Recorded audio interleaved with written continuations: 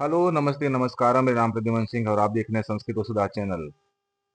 आज हम निरुक्त के प्रथम अध्याय के द्वितीय पाठ का स्वाध्याय करने जा रहे हैं। चलिए आरंभ करते हैं। आज का विषय है निपात विचार। निपातों के बारे में जानकारी इकट्ठा करेंगे। इसके मूल पाठ में चलते हैं। अत निपाता अर्थात अब निपातों का विवेचन किया जा रहा है, उसके बारे में बताया जा रहा है। ऊंचा वचेसु अर्थेषु निपतन्ति, यह अक्टूबर 2022 में पूछा गया था। यहाँ यास्काचार्य कहते हैं कि निपात वे शब्द हैं जो उच्च अर्थात मुख्य और अवच अर्थात गौण दोनों प्रकार के अर्थों में निपतंती यानी प्रवेश करते हैं, किंतु निपातों का स्वतंत्र रूप से अर्थवाचक नहीं होते।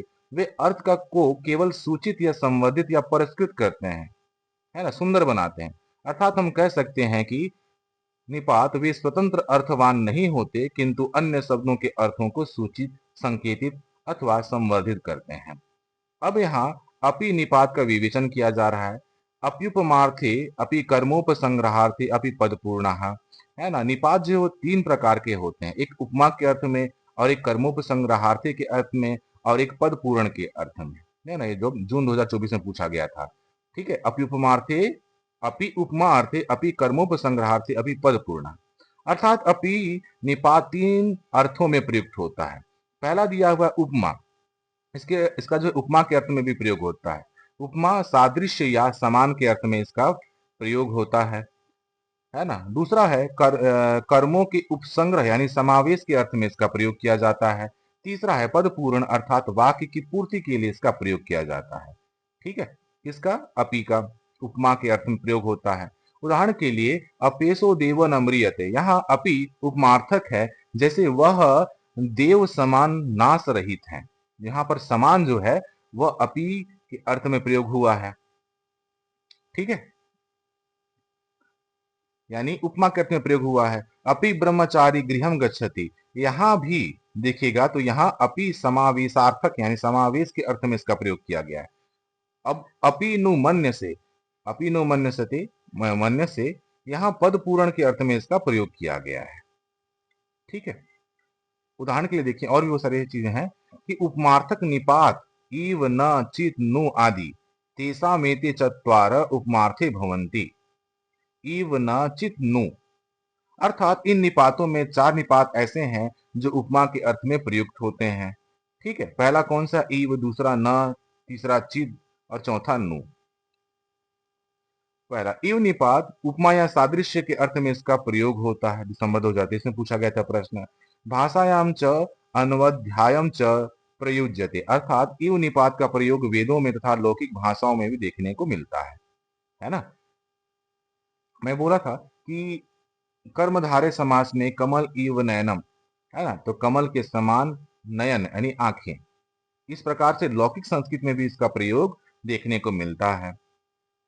अग्निरीव तेजस्वी इंद्र इव पराक्रमी, यानी अग्नि के समान तेजस्वी और इंद्र इव पराक्रमी यानी इंद्र के समान पराक्रमी, अर्थात जैसे या समान के अर्थ में इसका प्रयोग होता है। उदाहरण के लिए क्या कहा गया है कि अग्निरेव तेजसा दीप्त, यानी वह अग्नि के समान दीप्त है, प्रज्वलित है ना, शक्तिमान है। इंद्र इव पराक्रम, इसमें भी कहा गया है कि उसमें इंद्र के समान पराक्रम है, शक्ति है, बल है। तो समान जो है वह ईव के रूप में आ रहा है ना। तो यहां पर भी उपमा के अर्थ में इसका प्रयोग किया गया है। यहाँ यास्काचार्य कहते हैं कि ईव अन्वाध्यायम च भाषायाम, अर्थात ईव जो निपात है वह लौकिक और वैदिक दोनों में प्रयोग होते हैं। ठीक है। दूसरा कहता है कि न निपात न इति प्रतिषेधार्थियो भाषायाम उभयम अन्वध्यायम नेन्द्रम देवम अमनसत। ऋग्वेद के 10वें मंडल में इसका उल्लेख मिलता है। इति प्रतिषेधार्थी जो न निपात है वह प्रतिषेध के अर्थ में प्रयोग होता है। पुरुषादुपचारस्तस्य यत् प्रतिषेधति दुर्मदातो न सुरायाम। ठीक है। ऋग्वेद के 8वें मंडल में कहा गया है इत्युपमार्थ्य, यह जो है उपमा के अर्थ में प्रयोग होता है। उदाहरण के लिए यहाँ पर दिया हुआ है न समानतः प्रतिषेधार्थक निषेध सूचक है, नेन्द्रम देवम अमनसत। इसका उदाहरण है कि उन्होंने इंद्र को देवता नहीं माना, उन्होंने इंद्र को देवता नहीं माना, है ना। तो देवम अमनसत, यहाँ पर न आ रहा है, अ मतलब नहीं, नहीं माना। तो निषेध के अर्थ में प्रयोग हुआ, प्रतिषेध के अर्थ में प्रयोग हुआ। परंतु कुछ प्रसंगों में यह उपमा के अर्थ में भी प्रयुक्त होता है। ठीक है, उपमा के अर्थ में भी प्रयोग होता है। जैसे दिया हुआ है, दुर्मदातु न सुरायाम, वह सुरा के समान दुर्मद है, सुरा के समान दुर्मद है। तो यहाँ पर न जो है वह ईव के समान काम कर रहा है, ईव के सदृश काम कर रहा है, यानी न ईव में परिवर्तित हो चुका है, परिवर्तित हो चुका है, अर्थात उपमा में परिवर्तित हो चुका है। तो अर्थ क्या बनता है, वह सुरा के समान दुर्मद है, दुर्मता तो न सुरायम। तो कभी कभी न जो है उपमा के अर्थ में भी प्रयोग होता है। यहां से कहते हैं कि पुरुषता दुपाचार प्रतिषेध उपरिष्टा दुपाचार उपमा, अर्थात प्रयोग के स्थान देखकर अर्थ भिन्न हो जाता है ना। जैसे सब वाक्यों में कुछ प्रयोग करते हैं तो प्रयोग के आधार पर, स्थान के आधार पर इसके अर्थ में भिन्नता आ जाती है, यानी भिन्न हो जाते हैं, बदल जाते हैं। तीसरा है चित्त निपात। चित्त निपात अनेक कर्मों में इसका प्रयोग होता है। चित्त निपात के अनेक अर्थ होते हैं, जैसे पूजायाम, पूजा करने के अर्थ में, उपमायाम, उपमा के अर्थ में, और अवकुत्सायाम यानी कुत्सित अर्थ में, अर्थात घृणा के अर्थ में, है ना।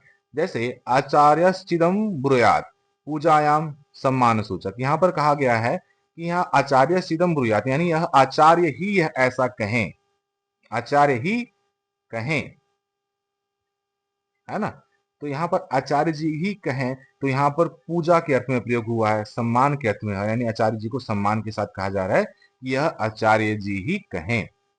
दधिचित इत्युपमार्थे, अब दधिचित इत्युपमार्थे इसका अर्थ है कि, है ना, दधिचित। तो कभी कभी यहां पर जो है उपमा के अर्थ में भी प्रयोग होता है। ठीक है,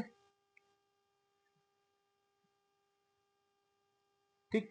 इसमें इसका है, जैसे देखिए, कुलमांसांश्चिद आहार, कुलमांसांश्चिद आहार, यहाँ पर अवकुत्सित, अवकुत्सित यानी तुच्छता सूचक के अर्थ में प्रयोग हुआ है। जैसे कुलमांसांश्चित यानी निम्न कोटि या निम्न कोटि के ही दाल लेकर आए, है ना, निम्न कोटि के ही दाल लेकर आए।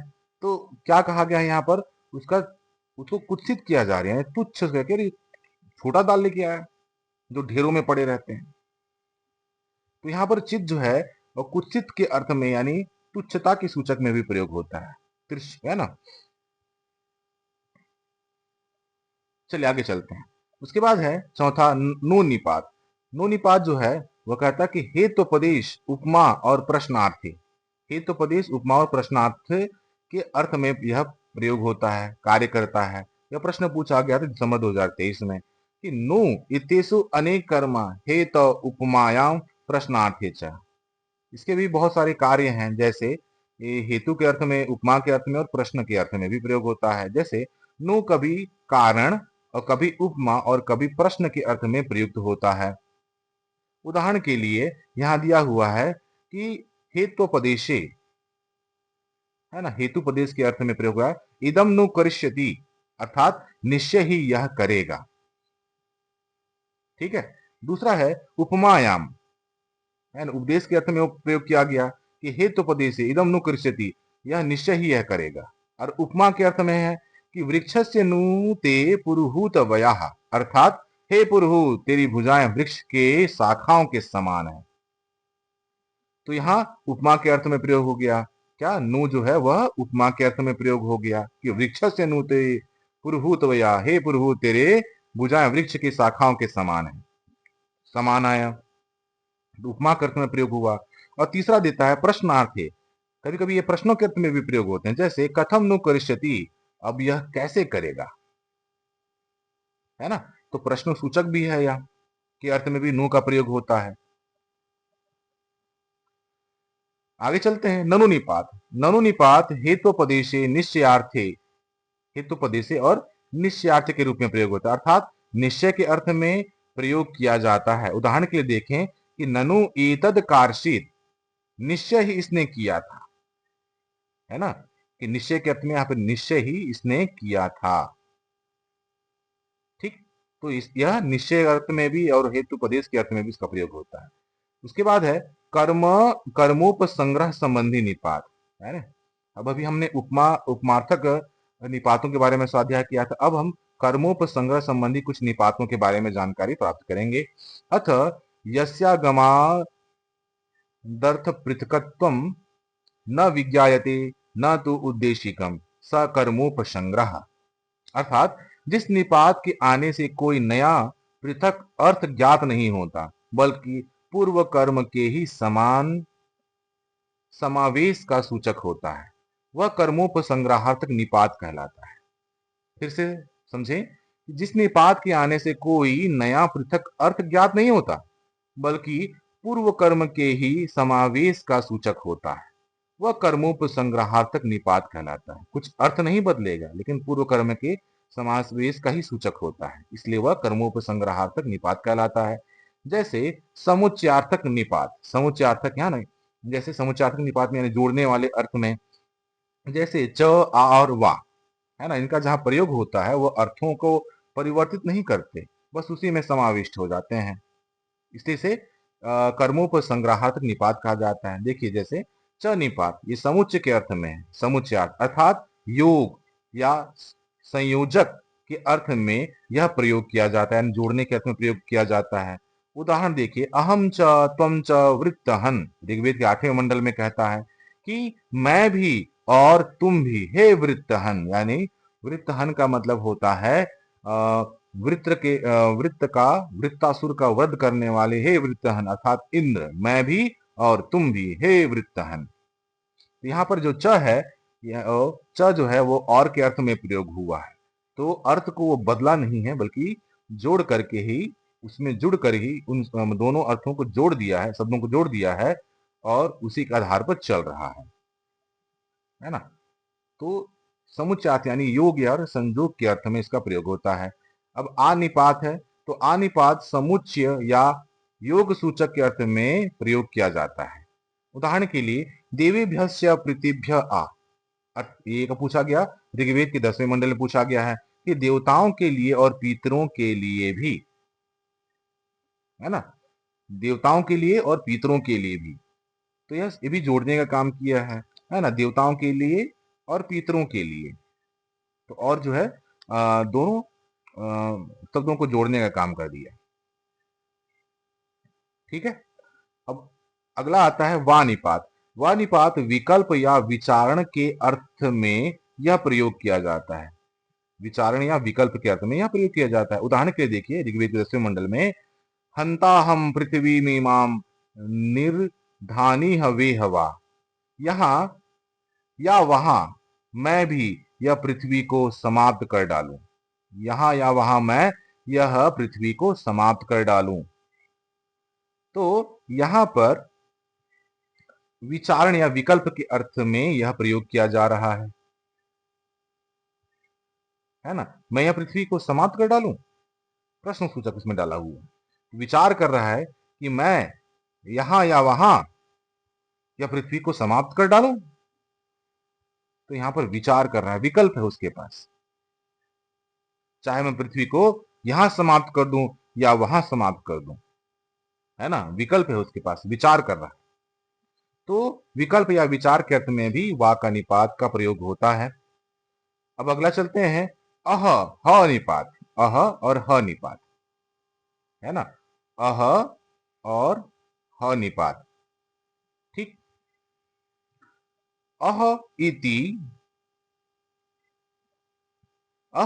च ह इति च विनिग्रहार्थियो पूर्वेण संप्रयुज्यते, अर्थात अह और ह निपात बल या निश्चय के अर्थ में पूर्व पद से जुड़कर आते हैं। अह और ह निपात बल या निश्चय के अर्थ में पूर्व पद से जुड़कर आते हैं। उदाहरण के लिए अयम ह इदम करोतु, अयम ह इदम करोति, यानी करोतु, इदम ह करिष्यति, इदम ह करिष्यति, इदम न करिष्यति, अर्थात क्या कह रहा है कि यह ही करे, है ना, बल के रूप में प्रयोग कर रहा है, बल के रूप में इसका प्रयोग किया जा रहा है कि यह काम यही ही करे, इदम ही करिष्यति, यह अवश्य करेगा, बलपूर्वक, है ना, आदेश दिया जा रहा है। इदम न करिष्यति, यह अवश्य नहीं करेगा। तो यहां पर अवश्य मतलब निश्चय के अर्थ में भी इसका प्रयोग हुआ है। तो अ और ह निपात जो है बल या निश्चय के अर्थ में पूर्व पद से जुड़कर ही आते हैं। उसके बाद है उ निपात। उ निपात जो है अथापि उकार एतस्मिन्ने वार्थे उत्तरेण तथा पद पूर्ण अर्थे, अर्थात उ निपात का प्रयोग ऊपर उठाने, उन्नति या गमन के भाव में तथा पद पूरण के लिए प्रयोग होता है। ठीक है, उ निपात का प्रयोग ऊपर उठाने, उन्नति या गमन के भाव में तथा पद पूरण के लिए यह प्रयुक्त होता है। उदाहरण के लिए मृषा एमे वदंती, सत्यमु ते वदंती इति। यहाँ पर इदमु ऋग्वेद के चौथे मंडल में कहा गया है और तदु ऋग्वेद के प्रथम मंडल में कहा गया है ना। तो जैसे मृषा इमे वदंती, ये लोग झूठ बोलते हैं, है ना। अब कह रहा है कि सत्य मुते वदंती, पर वे सत्य ही कहते हैं, है ना, पर वे सत्य ही कहते हैं। तो यहां पर जो ईदमु और तदु जो है वह केवल पद पूरण के लिए प्रयोग किया गया है।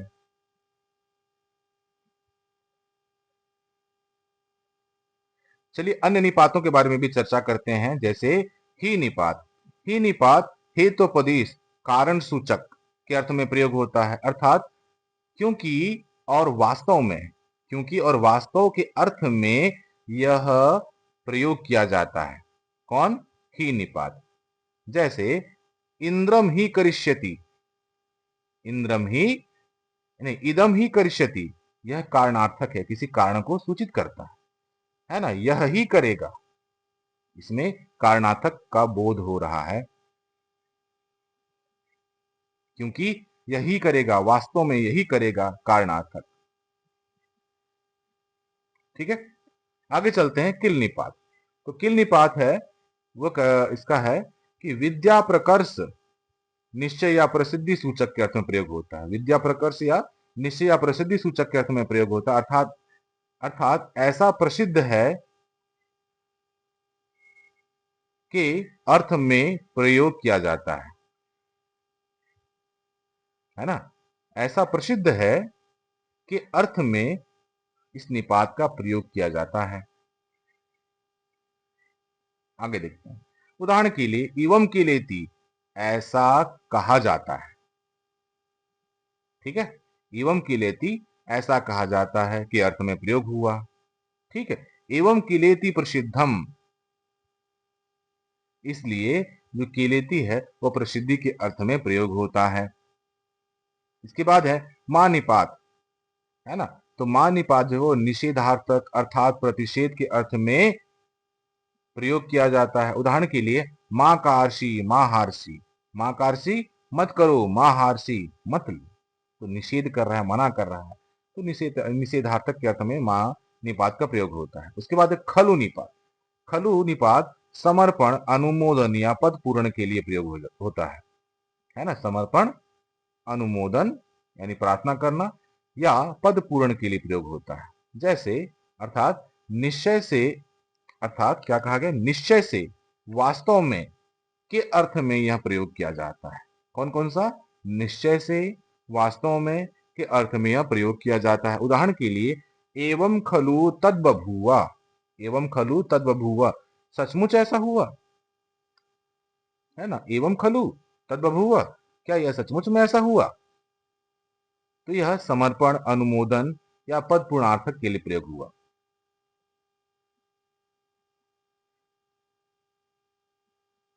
ठीक है, आगे चलते हैं। सचमुच अर्थात निश्चय। ठीक है, अब अगला चलते हैं नूनम निपात, है ना। नूनम निपात जो है वह निश्चयार्थक, है ना, निश्चयार्थक और संदेहार्थी, निश्चयार्थ व संदेहार्थी। नूनम निपात जो है है ना। नूनम निपात जो निश्चयार्थ व संदेहार्थ यानी निश्चयार्थ या संदेहार्थ के रूप में प्रयोग होता है, अर्थात निश्चय से या संभवतः के अर्थ में यह प्रयोग किया जाता है। किस अर्थ में? निश्चय से या संभवतः के अर्थ में इसका प्रयोग होता है। उदाहरण के लिए देखें, नूनम एष देवः, निश्चित ही यह देव है। नूनम एष देव, निश्चित ही यह देव है। तो यहाँ पर निश्चय के अर्थ में प्रयोग हुआ है नूनम का, है ना।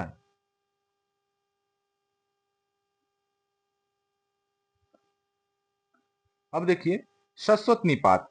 शाश्वत निपात है विचिकित्सार्थक, अर्थात कह सकते हैं कि संदेह या संदेह विचार या स्थायित्व के अर्थ में इसका प्रयोग होता है। संदेह विचार या स्थायित्व के अर्थ में इसका प्रयोग होता है।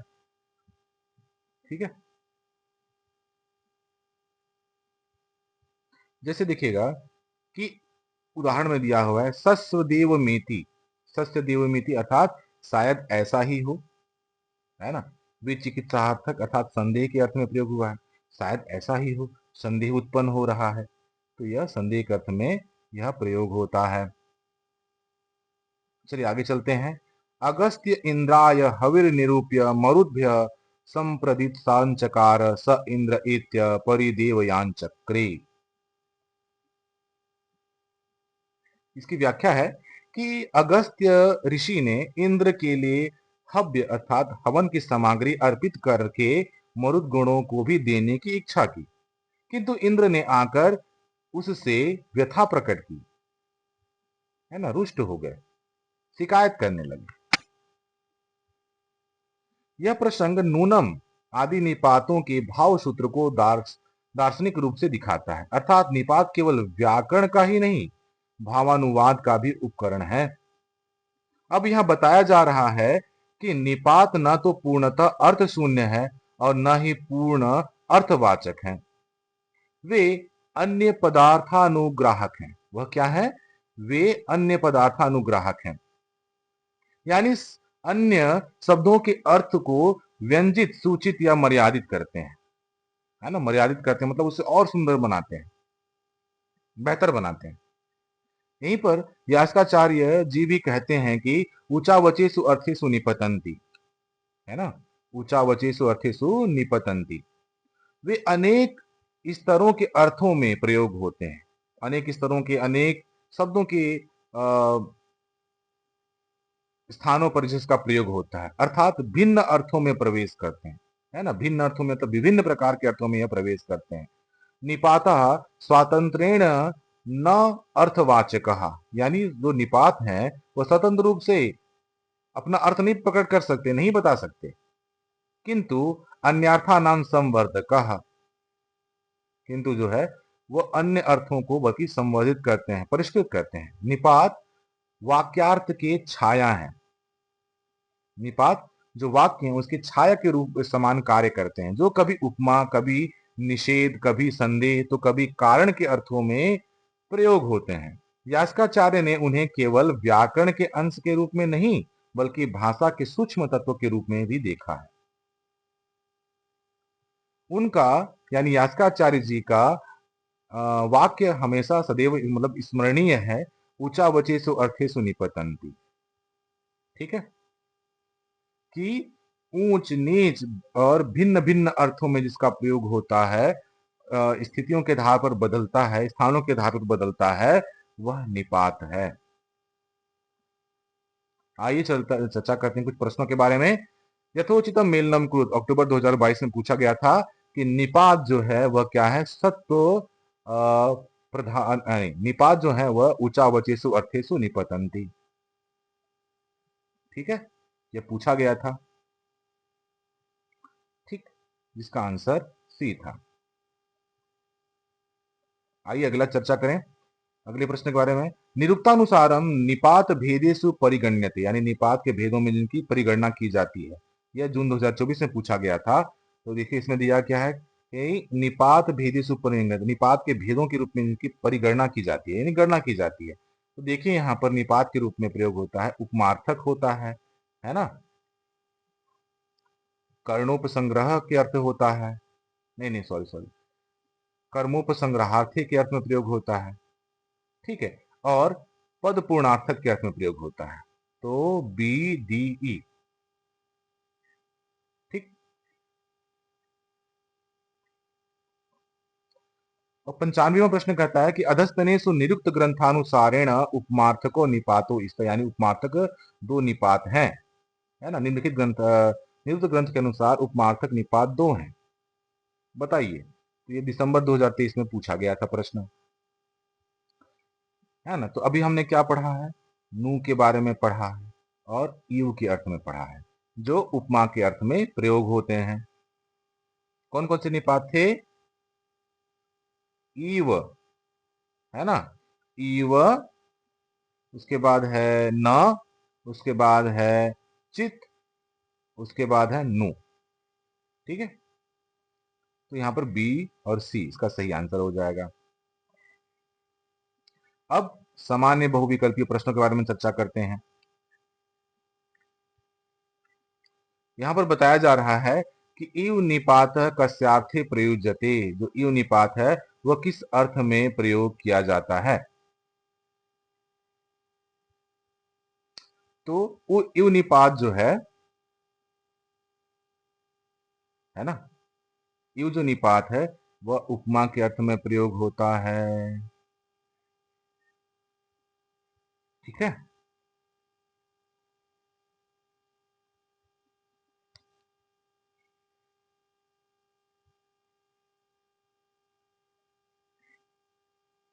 अगला प्रश्न है, नेन्द्रम देवम अमंसत इत्यत्र न निपात किमर्थकः, है ना। जो न निपात है वह किस अर्थ में प्रयोग किया गया है?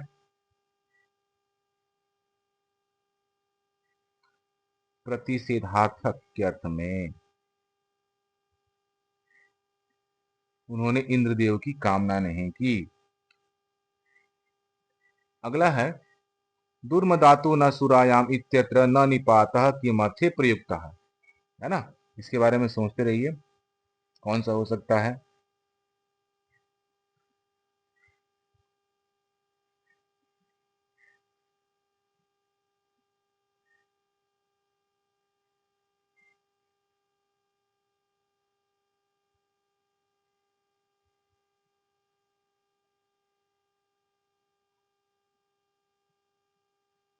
ठीक है। तो चलिए इसके बारे में चर्चा करते हैं। तो यहां पर दिया हुआ है कि दुर्म धातु न सुरायाम इत्यत्र न निपात किमार्थे प्रयुक्तः, यहां पर जो है नहीं के अर्थ में प्रयोग हुआ, है ना। तो ये जो है प्रतिषेध के अर्थ में होगा। ठीक है।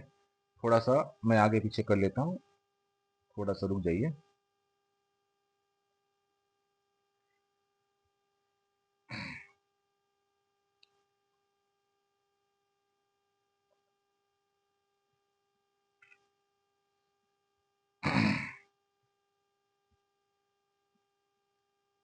चलिए अब फिर से चर्चा करते हैं।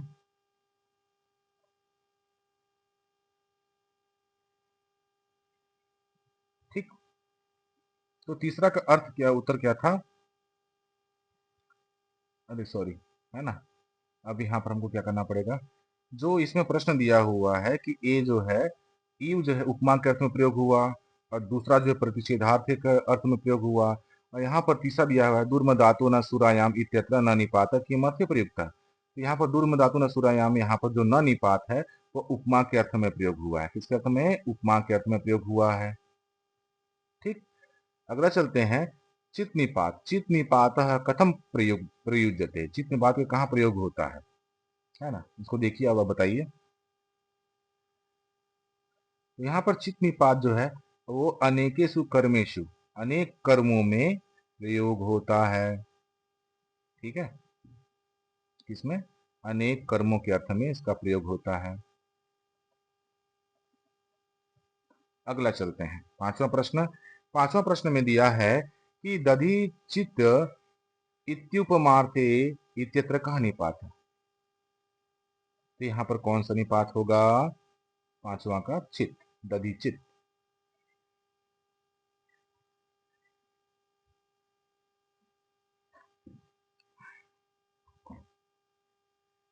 ठीक है।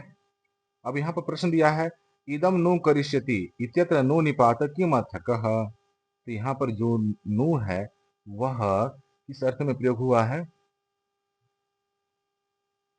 हेत्वोपदेशे के अर्थ में।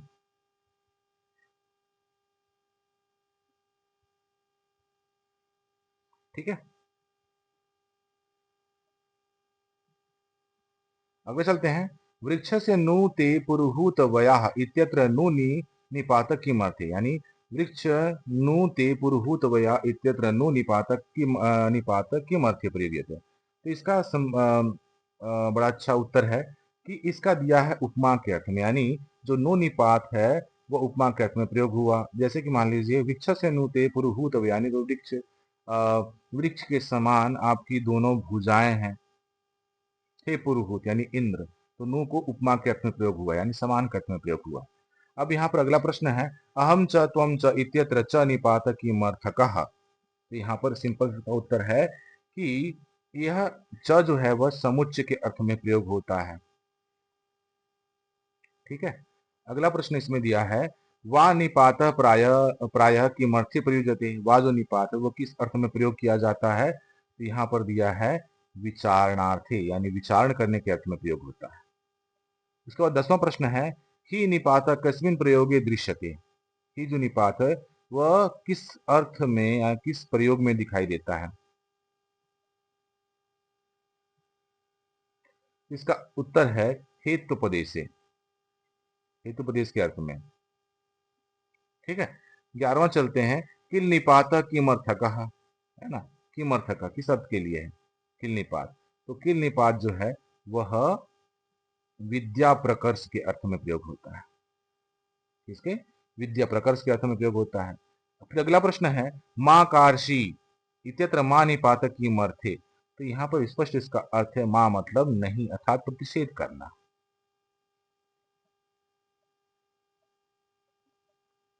ठीक है, अगला प्रश्न है कि सस्वत निपात कस्य कार्यम करोति। सस्वत निपात है वह कौन सा कार्य करता है, उसका कार्य क्या है? इसका उत्तर है 13 का क्या होगा? विचिकित्सार्थिये, विचिकित्सा के अर्थ में इसका प्रयोग होता है। अब नूनम निपात की अर्थक, नूनम निपात किस अर्थ में प्रयोग होता है? उसका क्या अर्थ है?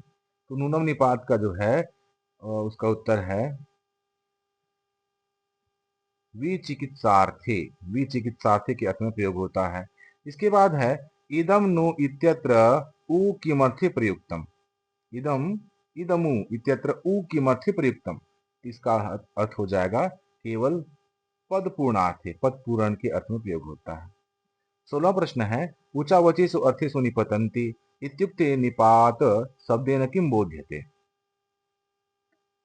तो ऊचावचेषु अर्थेषु निपतन्ति इत्युक्ते निपात शब्देन किं बोध्यते, है ना, ऊचावचे के अर्थ में, है ना, इत्यसु निपात शब्देन किं बोध्यते। इसका उत्तर क्या हो जाएगा कि अव्यय प्रकार, अव्यय, आखिरकार उपसर्ग और निपात भी तो अव्यय ही है। ठीक है, अगला चलते हैं 17वां प्रश्न। 17वां प्रश्न में यह है कि न निपातस्य नेन्द्रम देवम अमनसत इत्यत्र प्रयोगः कस्यार्थक। न निपातस्य नेन्द्रम देवम अमनसत, न जो निपात है वह उन्होंने इंद्रदेव को नहीं माना या उनकी कामना नहीं की।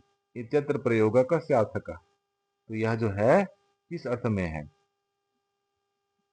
यह कहता है न मतलब प्रतिषेधार्थक के अर्थ में है। 18वां प्रश्न है दुर्मदातु न सुरायाम इत्यत्र न निपातकस्यार्थे प्रयुक्तः। किस अर्थ में यह प्रयुक्त होता है न? दुर्मदातु न सुरायाम, तो यहाँ पर न जो है आपका दिया हुआ है उपमा के अर्थ में। किसमें? उपमा के अर्थ में कि दुर्मदातु न सुरायाम, है ना, मूर्ख लोग जो है शराब में मग्न नहीं होते, है ना, या फिर वह सुरा के समान, है ना, सुरा के समान दुर्मद है। तो समान अर्थ में उपमा के अर्थ में प्रयोग होता है, न का प्रयोग हुआ है यहाँ पर। अगला है 19वां प्रश्न कि चित निपातस्य विशेष विशेषता का। तो चित निपात का विशेषता क्या है? तो यहां पर दिया हुआ है चित निपात का कि हाँ, इसका उत्तर नीचे आ जाएगा, देखिएगा इसका उत्तर आ जाएगा। अरे नहीं दिया हुआ है ना। इसका उत्तर दिया हुआ है कि अनेकेषु कर्मेषु, हाँ सॉरी, अनेकेषु कर्मेषु। ठीक, चित जो निपात है वह उसकी विशेषता की अनेक कर्मों में इसका प्रयोग होता है। उसके बाद है 20वां प्रश्न, नु निपात कस्यार्थे प्रयुज्यते। नु जो निपात है वो किस अर्थ में प्रयोग होता है? ठीक है, तो इसका उत्तर हो जाएगा हेतुपदेश अनुपृष्ठ उपमा च। ठीक, अगला चलते हैं। अगला प्रश्न है, अहम च त्वं च इत्यत्र च निपात किमर्थकः। अहम च त्वं च इत्यत्र च निपात किमर्थकः। तो यहाँ पर तो सीधी सी बात है, च जो है समुच्चय के अर्थ में प्रयोग हो रहा है। किसके अर्थ में? समुच्चय के अर्थ में प्रयोग हो रहा है। इसके बारे में पहले भी चर्चा कर चुके हैं। अगला प्रश्न है 22वां, वा निपात प्राय किमर्थे प्रयुज्यते। वा जो निपात हो किस अर्थ में प्रयोग होता है? इसका स्पष्ट उत्तर है विचारणायाम। ठीक है, और उसके बाद है ही निपात वेदेषु किमर्थक। ही निपात जो है किस वेद में किस अर्थ में प्रयोग होता है? तो ही निपात जो है वह हेतुपदेश के अर्थ में प्रयोग होता है। 24वां प्रश्न है, किल निपात कस्यार्थक। किल निपात किस अर्थ में प्रयोग होता है? तो इसका अर्थ स्पष्ट है कि विद्या प्रकर्ष के अर्थ में प्रयोग होता है। माँ कार्षि इत्यत्र माँ निपात किमर्थक। माँ मतलब जानते हैं, स्पष्ट है, माँ का मतलब होता है निषेध करना, प्रतिषेध के अर्थ में। ठीक, तो यह प्रतिषेधा के प्रयोग होगा, है ना। 26वां प्रश्न है, ससत निपात प्राय कस्यार्थक। ससत निपात किस अर्थ में प्रयोग होता है प्राय? तो यह जो है ससत निपात जो है आपका विचिकित्सा के अर्थ में प्रयोग होता है। नूनम निपात निरुक्ते किमर्थक। नूनम निपात है वो निरुक्त में किस लिए है, किस अर्थ में है?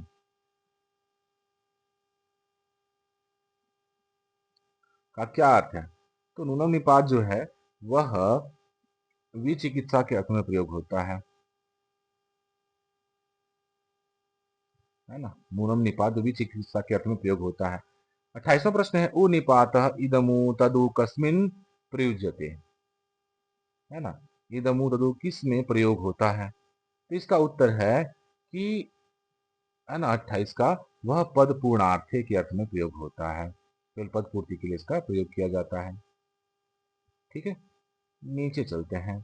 अब 29वां प्रश्न है, खलु निपात कस्मिन प्रयोगे दृश्यते। खलु जो निपात है वह किस अर्थ में, किस प्रयोग में दिखाई देता है? तो खलु निपात जो है वह आपका आ जाएगा, खलु निपात पद पूर्णार्थे, पद पूर्ति के लिए खलु शब्द का भी प्रयोग होता है, यानी निपात का प्रयोग होता है। उसके बाद तीसरा प्रश्न है, निपाता मुख्य कार्यम किम। निपात का मुख्य कार्य क्या है ना। निपात का मुख्य कार्य क्या है? तो निपात का प्रमुख कार्य है क्या? पद पूर्णम उपमा प्रतिषेध समुच्चय च। है ना, निपात को क्या करे? पद पूर्णम उपमा प्रतिषेध समुच्चय च, इस अर्थ में इसका प्रयोग होता है। निपात से भेदो भेदा केते संति। निपात के कितने भेद हैं? है ना, तो निपात के कितने भेद हैं? है ना, जैसे मान लीजिए क्या नाम था, उपमा के 4 प्रकार हैं। तो निपात के कितने भेद हैं? तो निपात के केवल भेद हैं 3, त्रय। कौन सा?